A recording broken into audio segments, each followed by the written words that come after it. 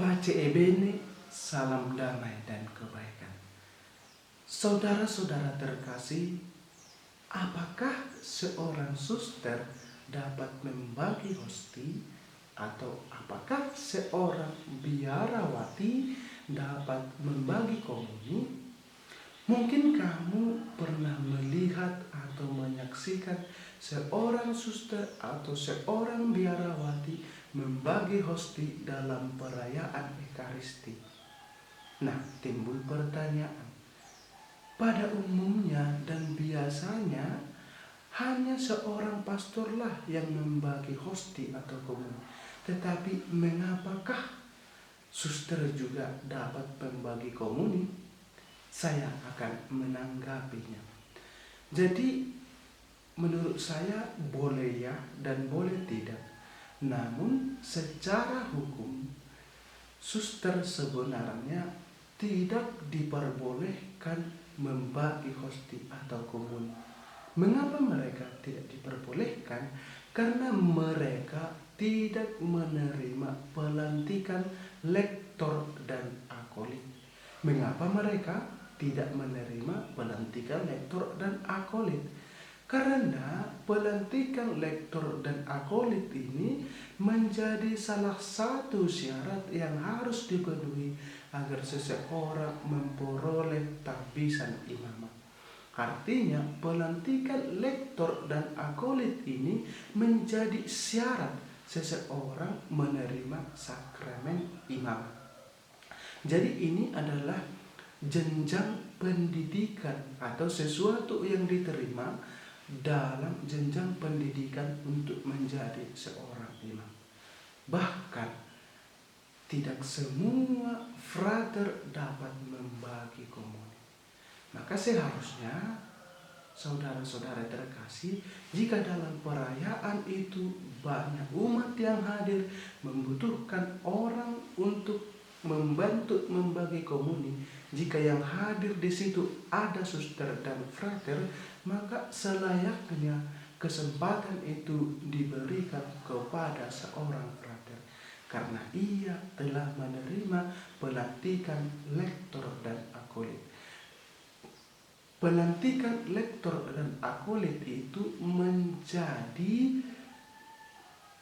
menjadi sesuatu yang mengakibatkan seseorang dapat melayangkan, dapat memberikan sakramen Maha Kudus tersebut. Bahkan tidak semua frater dapat membaginya karena tidak semua frater menerima pelantikan lektor dan akolit ini. Misalnya seperti saya menerima pelantikan lektor dan akolit ketika saya berada pada tingkat 3. Maka ketika saya frater tingkat 1 dan tingkat 2, maka saya tidak boleh membagi komuni karena saya belum memperoleh pelantikan lektor dan akolit. Nah, mengapa suster itu bisa? Ya, mungkin inilah prinsip, inilah hukum. Namun hukum prinsip ini kadang tidak bisa kita terapkan dalam konteks nyata.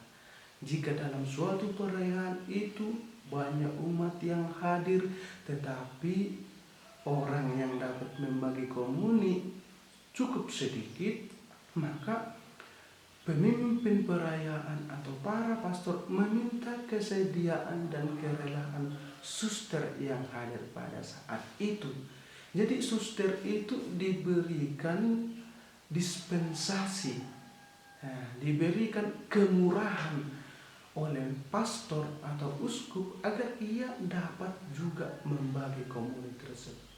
Namun ada juga para suster yang saya ketahui diberikan privilege, diberikan kekhususan, keistimewaan oleh uskup untuk dapat membagi komuni dalam lingkup tertentu.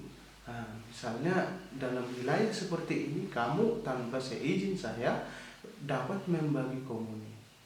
Artinya hak itu sudah diberikan, namun dalam lingkup tertentu.